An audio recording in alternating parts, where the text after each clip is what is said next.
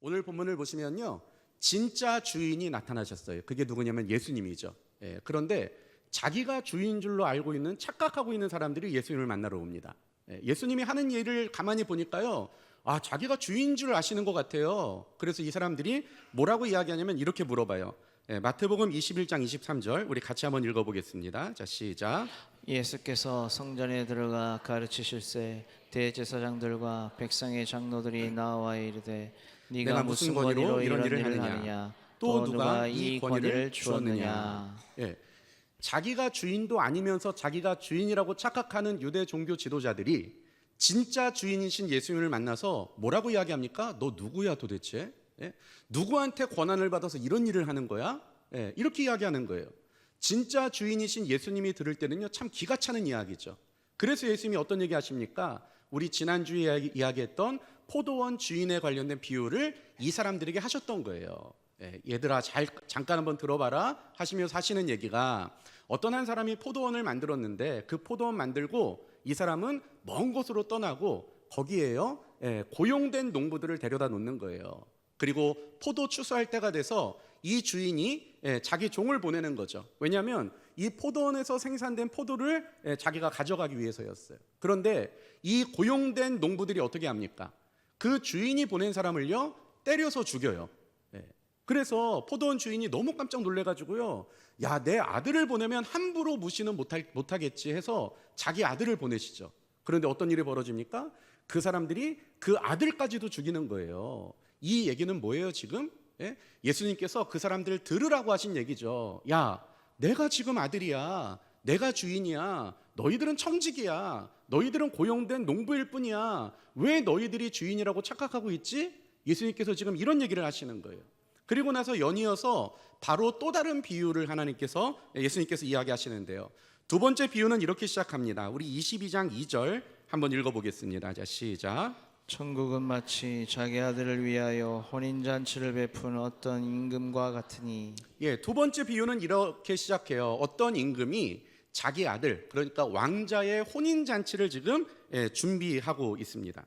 그러니까 지금 임금이 준비하는 혼인잔치이고 왕자가 결혼하니까요, 아마 이 격이나 또 수준이 굉장히 높았을 것 같아요. 그리고 이 자리에는요, 사실 임금의 아들이 결혼하다 보니까 주위에 있는 다른 나라 임금들도 초대되는 그런 자리였겠죠. 그러다 보니까 이 자리에 많은 사람들을 모아야 됩니다. 특별히 자기가 다스리는 이 나라에 좋은 국민들을 모아서, 좋은 백성들을 모아서 우리가 얼마나 임금에게 대해서 감사한 마음을 가지고 있는지 그런 것들을 보여주면 아마 이 임금은요, 굉장히 어깨가 하늘 위로 올라갈 것 같아요. 그러니까 아주 성실하게 이 잔치를 준비하게 되는 거죠. 자, 3절 한번 읽어보겠습니다. 자, 시작. 그 종들을 보내어 그 청한 사람들을 혼인잔치에 오라 하였더니 오기를 싫어하거늘.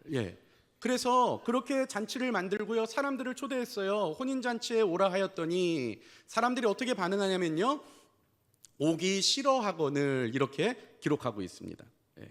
못 올 수도 있죠. 임금이 초대했어도 중요한 일이 있으면 못 올 수 있는 거죠. 예를 들어서 어떤 경우가 있을까요? 우리 부모님이 막 사경을 헤매고 계신다든가, 아니면 만삭인데 아내가 이제 막 출산을 앞두고 있다던가, 그러면 이렇게 중요한 일이니까 죄송하지만 못 가겠습니다 라고 말할 수 있겠죠. 이 사람들도 아마 그 정도의 이유는 되지 않았을까요? 성경이 이렇게 이야기합니다. 5절부터 6절 한번 읽어볼게요. 자, 시작. 그들이 돌아보지도 않고 한 사람은 자기 밭으로 한 사람은 자기 사업하러 가고 그 남은 자들은 종들을 잡아 모욕하고 죽이니. 생각보다 엄청난 일 때문에 못 온 게 아니었어요. 왜 못 왔습니까? 5절 보시면 한 사람은 자기 밭으로 가고 한 사람은 사업하러 가고. 그냥 농부가 밭에 나가는 건 일상이잖아요. 그리고 또 사업하는 사람이 자기 사업체로 가는 거는 매일매일 그냥 일어나는 일상이잖아요. 내가 내 직장에 출근하는 것은 아무 일 없으면 그냥 그렇게 출근하는 거 일상이잖아요. 지금 이 사람들이 왜 왕의 초대를 거부했느냐? 중요하고 어떤 대단한 일이 있어서가 아니라 그냥 일상인 것 때문에, 별것도 아닌 일들 때문에 왕의 초대를 거부하고 있었던 거죠. 그러니까 지금 임금이 굉장히 화가 났던 것 같아요. 임금이 어떻게 하는가? 7절 한번 읽어보겠습니다. 자, 시작. 임금이 노하여 군대를 보내어 그 살인한 자들을 진멸하고 그 동네를 불사르고. 예. 그러니까 임금이 화가 났어요. 내가 사람을 보냈는데 임금이 보낸 사람까지도 이 사람들이 죽이는 거예요. 그래서 임금은요, 군대를 동원해서 그 사람들을 다 죽이고 마을을 불태우고 그렇게 해버렸습니다. 예. 그리고 나서 이제 혼인잔치는 해야 되는데 사람이 없잖아요. 예. 어떻게 합니까? 자기 종들을 다시 또 밖으로 보내는 거예요. 그러면서 하는 얘기, 야, 아무나 다 데리고 와라, 아무나. 이렇게 이야기하는 거죠. 예. 아무나 다 이제 오는 거예요. 진짜 아무나가 와요. 예. 내가 오늘 왕의 이 혼례, 그러니까 왕의 이 아들의 결혼 잔치에 내가 간다고 오늘 일정이 없었어요. 예. 그냥 나는 파자마 바람으로 친구 만나러 가는 중이었어요. 그런데 갑자기 누가 오더니 왕이 당신을 초대한대요. 빨리 가세요. 그래서 왔어요. 예. 그런데 어떤 일이 벌어졌는가? 11절에서 13절 한번 읽어보겠습니다. 자, 시작. 임금이 손님들을 보러 들어올세 거기서 예복을 입지 않은 한 사람을 보고 이르되 친구여 어찌하여 예복을 입지 않고 여기 들어왔느냐 하니 그가 아무 말도 못하거늘 임금이 사원들에게 말하되 그 손발을 묶어 바깥 어두운 데 내던지라 거기서 슬피 울며 이를 알게 되리라 하니라. 예복을 입지 않은 한 사람이 있어서 임금이 어떻게 합니까? 손발을 묶어가지고 들어다가 밖에다가 던져버린 거예요. 이게 지금 오늘 예수님이 하셨던 비유입니다.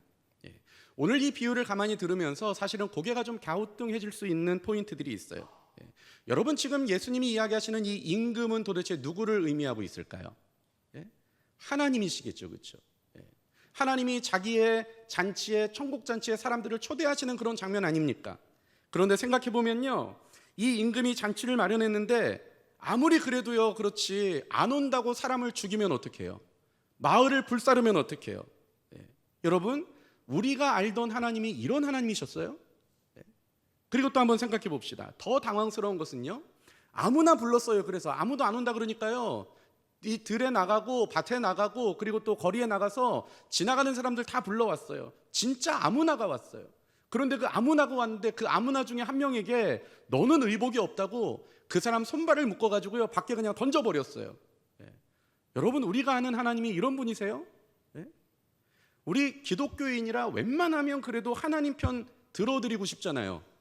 근데 오늘 이야기를 들으니까 하나님 편 들어드리기가 좀 어렵다 싶지 않으십니까? 저만 그런가요? 여러분들은 믿음이 다 좋으셔서? 가만히 보니까요, 우리 상식과 우리 생각과 좀 이렇게 멀리 떨어져 계신 분이었네요. 내가 알던 그 하나님의 모습이 아니었네요. 그런데요, 사실은 오늘 이 비유를 우리가 들으면서요, 꼭 짚고 넘어가야 될 두 가지 포인트가 있습니다. 첫 번째는 뭐냐면요, 지금 이 이야기는 우리가 어떻게 해석하고 어떻게 이해해야 되는가, 지금요, 화자와 청자의 관계 속에서 이해해야 돼요.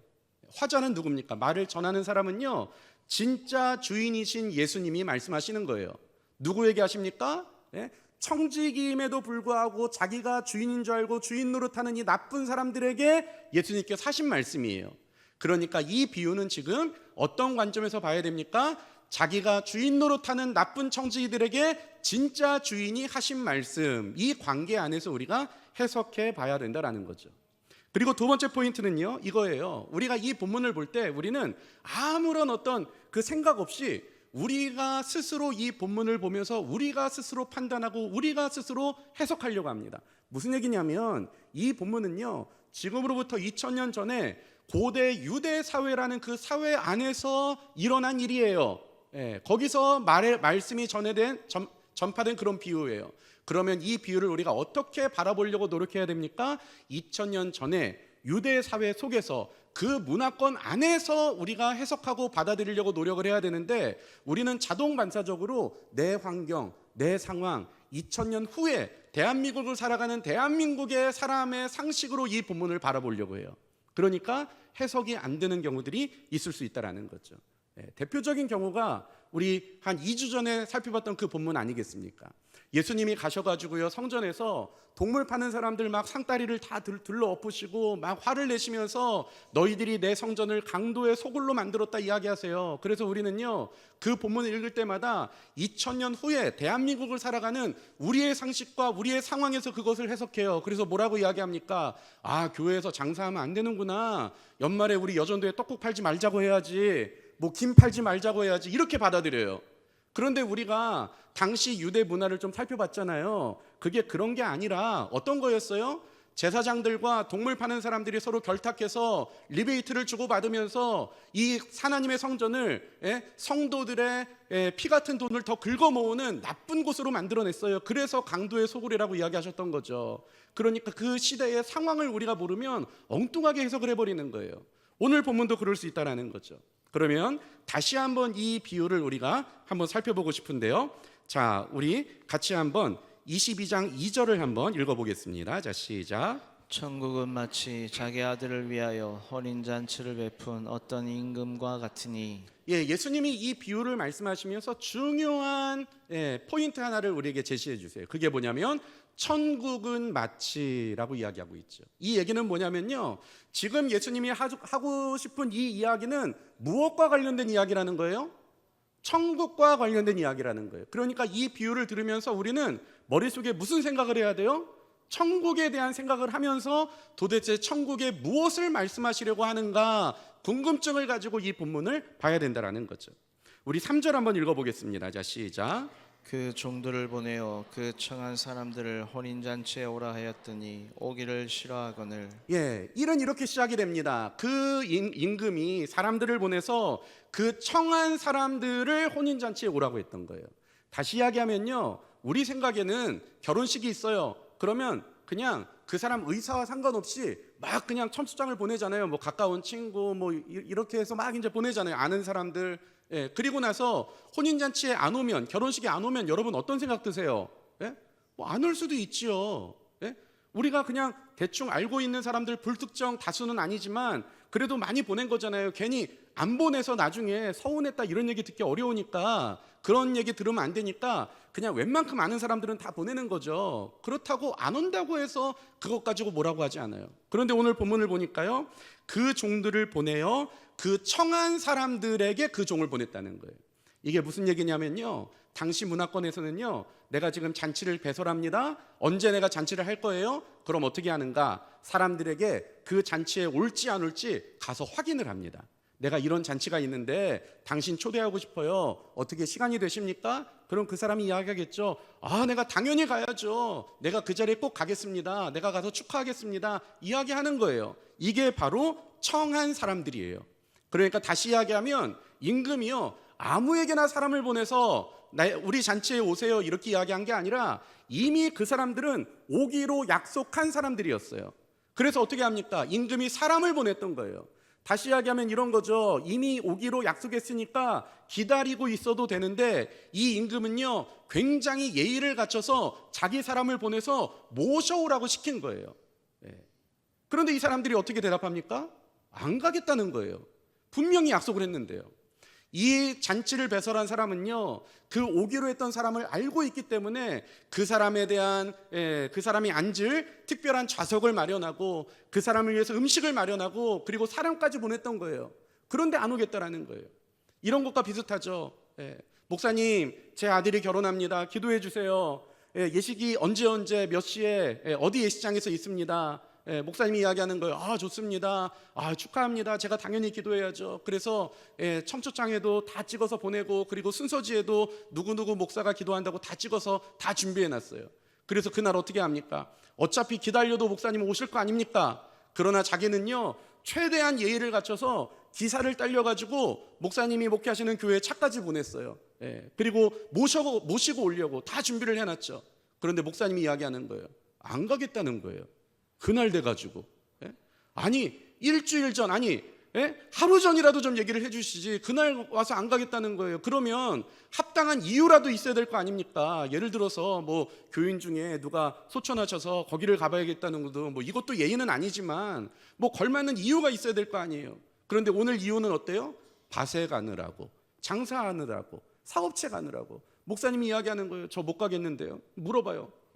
목사님, 지금 순서지 다 찍었어요. 목사님 이름이 있어요. 안 오시면 안 돼요. 뭐 중요한 이유라도 있습니까? 그랬더니 목사님이 이야기하는 거예요. 중요한 이유 없는데요. 그냥 안 가고 싶은데요. 오늘 제 기분이에요.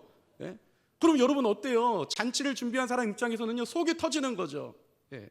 그런데요, 오늘 본문을 보시면 22장 4절 한번 읽어보겠습니다. 자, 시작. 다시 다른 종들을 보내며 이르되 청한 사람들에게 이르기를 내가 오찬을 준비하되 나의 소와 살찐 짐승을 잡고 모든 것을 갖추었으니 혼인잔치에 혼인잔치에 오소서 하라 하였더니. 하였더니. 이 임금이 어떻게 합니까? 예? 다시 다른 종들을 보내는 거예요. 예. 야, 내가 보낸 종이 예의를 갖추지 않았나? 뭐가 문제가 있었나? 그래서 어떻게 합니까? 그 사람들이 문제였는데, 예?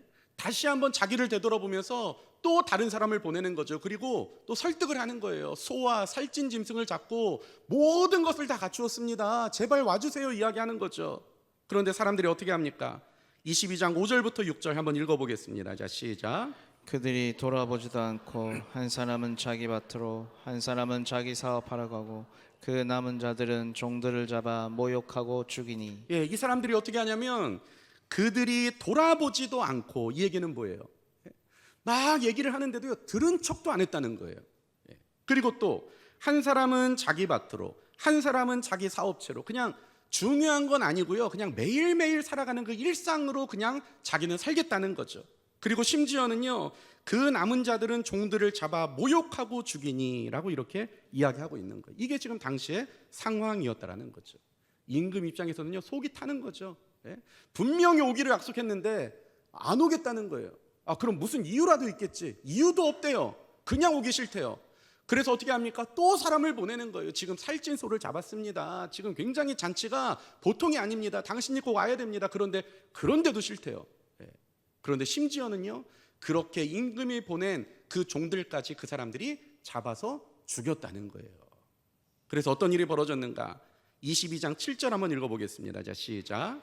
임금이 노하여 군대를 보내어 그 살인한 자들을 진멸하고 그 동네를 불사르고. 예, 여러분, 사실 이 이야기는요, 당시 2000년 전에 유대인들이 봤을 때는 엄청나게 파격적인 일입니다. 왜 그렇습니까? 임금의 잔치에 초대를 받는 것도 굉장히 파격적이고요. 그리고 또 하나는요, 예? 임금님이 자기 체면을 다 내려놓고 일부러 사람을 보내서 제발 와달라고 하는 것. 여러분, 임금이 이렇게까지 하는 사람이 어디 있어요? 이것도 굉장히 파격적인 거예요. 예. 그런데도 안 온다고 하니까 임금이 어떻게 합니까? 노해서 군대를 보내서 그때 이제 자기 언약을 지키지 않은 사람들, 온다고 약속해놨지만 안 온 사람들, 임금이 두 번, 세 번 재차 이렇게 오라고 이야기했는데도 그런데도 안 오겠다고 하는 사람들, 특별한 이유도 없는데도 임금과의 약속을 저버리겠다고 하는 그 사람들을 심판하시는 그런 장면이 기록되어 있죠. 그리고 어떻게 합니까? 잔치는 배설이 되어 있는데요, 사람이 없으니까요, 임금이 이렇게 하는 거예요. 8절부터 10절 한번 읽어보겠습니다. 자, 시작. 이에 종들에게 이르되 혼인잔치는 준비되었으나 청한 사람들은 합당하지 아니하니 내 거리 길에 가서 사람을 만나는 대로 혼인잔치에 청하여 오라는데 종들이 길에 나가 악한 자나 선한 자나 만나는 대로 모두 데려오니 혼인잔치에 손님들이 가득한지라. 주님이, 이 주인이 하는 거죠. 야, 초대한 사람들은 아무도 안 온단다. 이제 종들에게 이야기해요. 거리로 다 나가라. 그리고 아무나 데리고 와라. 이렇게 이야기하는 거예요. 이 지금 초대받은 사람들을 보면요, 마태는 이렇게 이야기해요. 악한 자나 선한 자나 만나는 대로 모두 다 데려와라. 그러니까요, 지금요, 이 혼인잔치에 입장 커트라인이 없어져 버린 거예요. 악한 자라도 다 데리고 오라는 거예요. 누가는 이렇게 이야기합니다. 누가복음 14장 21절 한번 읽어보겠습니다. 자, 시작. 종이 돌아와 주인에게 그대로 고하니 이에 집주인이 노하여 그 종에게 이르되 빨리 시내의 거리와 골목으로 나가서 가난한 자들과 몸 불편한 자들과 맹인들과 저는 자들을 데려오라 하니라. 예, 누가는 이야기하죠. 뭐라고 이야기합니까? 이 혼인잔치에 온 사람들은 가난한 자들, 몸 불편한 사람들, 맹인들, 저는 자들, 이런 사람들이었어요. 다시 이야기하면 이 혼인잔치에 초대받을 만한 사람들이 아니었어요. 예, 이 혼인잔치가 열리는 날 이 혼인잔치 근처에도 오면 안 되는 사람들이었어요. 그런데 어떤 일이 벌어졌습니까? 이 주인이 어떻게 하냐면 아무나 다 데리고 오라는 거예요. 예수 그리스도의 잔치에 이제 커트라인이 없다라는 거예요. 누구나 다 와도 된다라는 거죠.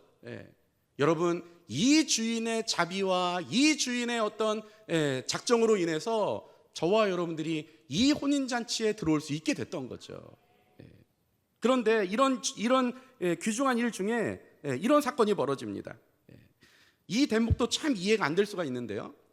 그렇게 아무나 오라 그래서 진짜 아무나 왔는데 그 중에 한 사람 예복이 없다고 해서 이 사람을 쫓아내 버렸어요. 그런데 이것도 문맥을 좀 잘 보실 필요가 있습니다.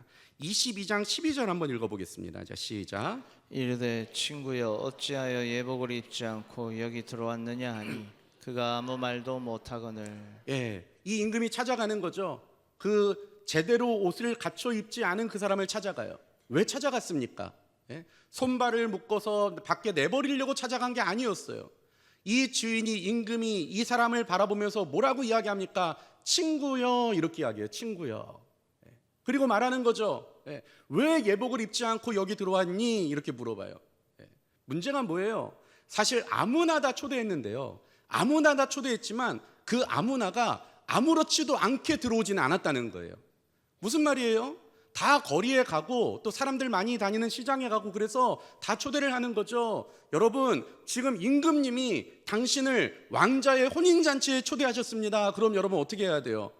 생선 썰던 그 손도 씻어야죠. 그리고 좋은 옷을 입어야죠. 그리고 가서 가는 거죠. 나는 평소에 임금님의 혼인잔치 같은데 가본 사람이 아니에요. 그러나 내가 할 수 있는 한 최대한 격식을 차려서 오는 거죠. 문제는 사람들이 다 그렇게 왔는데 이 사람만 그냥 왔다라는 거예요.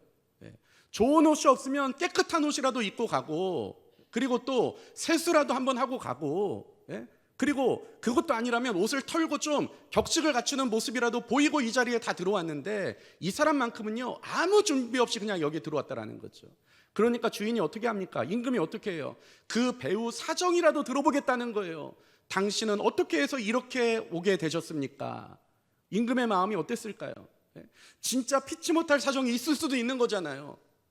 그럼 그 얘기를 들어보고 자기 옷이라도 벗어줘서 이 잔치에 어울리는 사람으로 그 사람을 세워주고 싶었어요. 그런데 이 사람이 어떻게 반응합니까? 12절 한번 다시 한번 읽어보겠습니다. 자, 시작.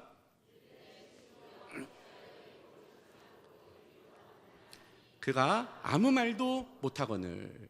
여러분, 이 사람이 어떻게 반응해요? 아무 말도 안 하고 있어요. 왜 아무 말도 못했을까요? 자기도 다 알고 있거든요. 비록 진짜 시장 모퉁이에서 그리고 길거리 어귀에서 성문 문 앞에서 진짜 여기 올 줄도 모르고 여기가 이런 일이 있는지도 모르고 있는 사람들을 다 초대했는데요. 그런데 그 초대를 받았을 때 최소한 그래도 이 정도는 예의를 갖춰야 된다는 것을 본인도 알고 있었어요. 그런데 어떻습니까? 본인도 알고 있었지만 그렇게 하고 싶은 마음이 없었던 거예요. 그래서 그냥 자기가 알고 있지만 자기가 마음대로 그렇게 하고 싶은 마음이 없으니까 그냥 임금이 마련한 잔치에 갔던 거예요. 임금이 물어봅니다. 어떻게 이렇게 오셨어요? 자기가요 변명의 여지가 없는 거죠. 임금님께 이렇게 이야기할까요? 저는 이렇게 옷을 갖춰 입고 와야 되는지 몰랐어요. 아니요, 모르지 않았어요. 알았어요. 거짓말할 수 없는 거죠. 이렇게 이야기할까요? 집에 좋은 옷이 없었는데요. 아니요, 있어요. 자기도 알아요. 그러니까요 어떤 말로도 둘러댈 수가 없는 거예요. 무조건 이 일에 대한 잘못은 자기에게 있다는 것을 알아요. 그러니까 아무 말도 할 수 없는 거죠. 이 사람 어떻게 됩니까? 손발이 묶여서 밖에 버려지는 것들을 볼 수가 있어요. 이 사람은요 어떤 사람이에요? 우리가 하는 얘기로 제사에는 관심이 없고 제밥에만 관심 있는 사람이었어요. 이런 사람들은 하나님의 나라가 허락되지 않는다는 것을 성경이 말하고 있는 거죠. 여러분, 오늘 말씀이 우리에게 도전하는 바는 과연 무엇이었겠습니까? 초대는 다 받아요. 그런데 문제는 뭡니까? 자기의 인생에 몰두되어 있어서 그것만이 전부인 줄 알고 거기에 완전히 빠져 살아가는 사람들은 그 나라를 누릴 수 없다라는 거예요. 하나님이 부르시죠. 하나님이 여러 가지 방법으로 우리에게 말씀하세요. 그때마다 우리 어떻게 반응합니까? 하나님 잠깐만 기다리세요. 제가요 취업만 하고 나서, 제가 결혼만 하고 나서, 제가요 손주만 잘 키우고 나서, 자기 일에 다 몰두되어 있는 거예요. 그래서 하나님 잠깐 기다려주세요. 그리고 자기가 세운 인생의 계획이 있습니다. 그 계획에 반하는 하나님의 말씀을 하시는 것 같으면 뭐라고 이야기해요? 아예 하나님 그거 아니에요. 내가 세운 이 계획 이게 진짜 맞습니다 라고 자기를 포기하지 못하고 살아가는 그 사람은요 하나님이 아무리 좋은 곳에 초대하고 아무리 좋은 것을 주시려고 해도 그거 누릴 수 없다라는 거예요. 이게 지금 하나 예수님의 말씀이었던 거죠. 저희 딸이 어렸을 때 뭐 3살, 4살 이때였던 것 같아요. 가족들끼리 어디 멀리 가다가요, 고속도로 휴게소를 딱 들어갔습니다. 점심을 먹어야 되는데요, 휴게소 딱 가면요, 맛있는 음식들 사진이 쫙 붙어 있잖아요. 돈가스, 또 햄버거, 또 뭐 짜장면, 여러 가지 사진들이 있어요. 제가 딱 아이들한테 이야기했죠. 야, 먹고 싶은 거 골라. 그랬더니요, 저희 아들도 고르고 아내도 고르고 다 고르는데요, 이 3살짜리 딸아이가요, 이렇게 쳐다보더니 딱 골랐어요. 여러분 뭐 고른지 아세요? 공깃밥. 자기는 공깃밥이면 된대요. 왜 그래요? 그 세계를 모르는 거죠. 그럼 어떻게 해야 돼요?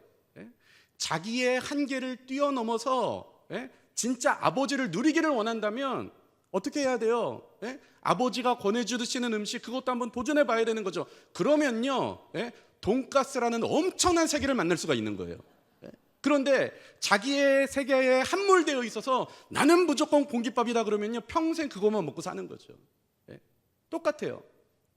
여러분, 우리가 우리의 삶을 가장 행복하게 할 수 있다고 생각하는 거기에 우리가 몰두되어 있고 거기에 몰입되어서 다른 것을 보지 못한다면 여러분, 하나님 나라 누릴 수가 없어요. 하나님은 더 좋은 것을 주시려고 하시는데요, 아니요, 가만히 하나님 잠깐 일단 생각해 보세요. 내가 생각할 때는 그건 아닌 것 같은데요. 자기 수준에 자기 생각에서 항상 생각해서 하나님의 손 내미시는 것을 다 거절한다면요, 그 사람은 천국을 누릴 수가 없게 되는 겁니다. 애굽에 종살이 하던 사람들을 찾아가세요. 이야기하시죠. 내가 너희들에게 젖과 꿀이 흐르는 땅 주겠다, 따라와라 이야기해요. 따라갑니다.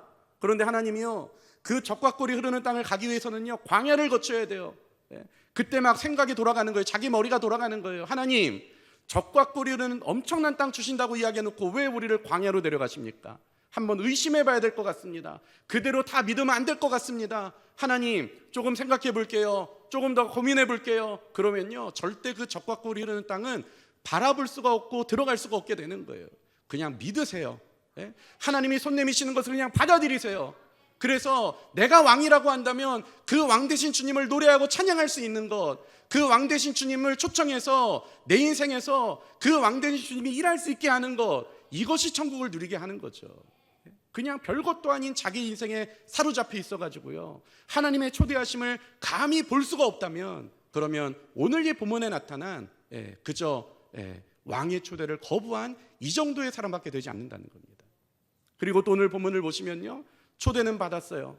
잔치집에 갔어요. 그런데 어때요? 이 사람의 관심은요, 오로지 음식밖에 없어요. 그러면 이 사람도 왕을 누릴 수가 없게 되는 거예요. 초대를 받았을 때 어땠을까요? 야, 나 같은 것을 하나님께서 초대해 주셨다니, 나 같은 것을 이 거룩한 왕의 잔치에 초대해 주셨다니, 그 감사가 내 인생에 발동하기 시작하면요, 내가 어떻게 될까요? 나는 좋은 옷도 없어요. 나는요, 돈이 없어가지고요, 무슨 헤어 메이크업 이런 거 못해요. 그러나 내가 할 수 있는 한 최대한 예의를 갖춰서 그 잔치에 찾아가지 않겠습니까? 그런 자들은요, 이 절대적인 수준에서 의복이 좀 헤어졌다 할지라도 하나님 잔치를 누릴 수 있어요. 그러나 그 왕에 대한 감사와 기쁨이 없고 그 불러주신 것에 대한 어떤 감격이 없는 사람은요, 그 마음이 없는 사람은 그 잔치를 누릴 수가 없게 돼요. 하나님이 불러주셨건 하나님이 나를 못 찍으셨건 이런 거는 잘 모르겠고, 나는 그냥 밥이나 잔뜩 먹고 와야겠다. 하나님의 생각과 전혀 다른 생각을 가지고 있는 사람, 하나님의 마음과 전혀 다른 마음이 발동하는 사람, 이 사람은 왕의 잔치에서 열애되어 있는 것들을 볼 수가 있습니다. 그래서 예수님께서 이런 얘기를 하세요. 마태복음 22장 14절 한번 읽어보겠습니다. 자, 시작. 청함을 받은 자는 많되 택함을 입은 자는 적으니라. 예수님께서 이야기하시는 거죠. 지금 이 천국 잔치의 커트라인을 완전히 없애주셨어요. 다 청함을 받죠. 그런데 택함을 받은 자는 적다라고 이야기하시죠. 우리도 마찬가지일 수 있습니다. 지금 당장 주님께서 찾아오셔서 우리에게 요구하시는 것들이 있는데, 주님, 내 일상이 바쁩니다. 내 인생이 더 중요합니다. 내가 내 인생의 주인입니다. 하나님, 내가 알아서 하겠습니다. 그 사람은요, 주님께서 인도하시는 인도하심, 그분의 잔치를 누릴 수가 없는 거예요. 그리고 그 잔치를 누리는 사람은 누굽니까? 그 불러주심에 대한 감사와 기쁨으로 그분과 함께할 마음이 있는 사람, 이 사람이 그 잔치를 누리는 거죠. 하나님은 관심도 없고 내 인생에 그냥 잿밥만 관심이 있는 사람, 그 사람은 그 잔치에 어울리지 않는다고 지금 말씀이 이야기하고 있습니다. 저와 여러분들이 오늘 말씀을 다시 한번 기억하면서 나는 주 앞에 어떻게 살아가고 있는가? 나는 예수 믿는다고 이야기하는데 진짜 예수를 누리며 살아가고 있는가? 지금 천국에 대해서 주님께서 이야기하시는데요, 다 초청했는데 그렇다고 해서 다 누리지 못하더라 라고 하고 있는 이 안타까움에 우리 인생이 혹시 여기에 걸려있지 않은가? 다시 한번 기억하시면서 주님을 누리는 그런 귀한 복된 그리스도인들이 될 수 있기를 간절히 바랍니다.